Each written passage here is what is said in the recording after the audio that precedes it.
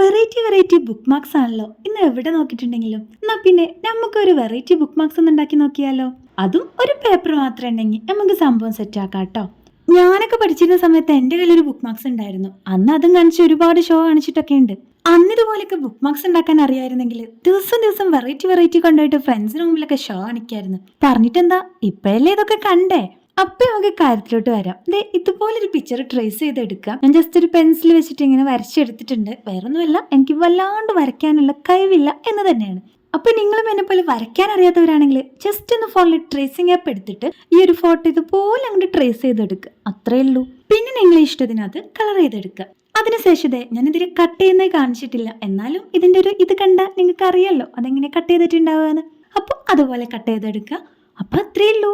അപ്പൊ നമ്മുടെ cute Panda book marks ഇവിടെ റെഡി ആയിട്ടുണ്ട്. ഞാനിവിടെ വേറെ രണ്ടെണ്ണം കൂടെ ഉണ്ടാക്കി എടുത്തിട്ടുണ്ട്. ഞാനത് വീഡിയോയിൽ കാണിച്ചിട്ടില്ല, എന്നാലും നിങ്ങൾക്ക് വേറെ രണ്ട് ഐഡിയ കൂടി തന്നേ ഉള്ളൂ. അപ്പൊ കാണാൻ നല്ല ക്യൂട്ടല്ലേ? അപ്പൊ എല്ലാവരും ഒന്ന് ട്രൈ ചെയ്ത് നോക്കുക. അപ്പൊ ഇനി ആരും വരയ്ക്കാൻ അറിയില്ല എന്ന് പറഞ്ഞിട്ട് നിൽക്കണ്ട കേട്ടോ.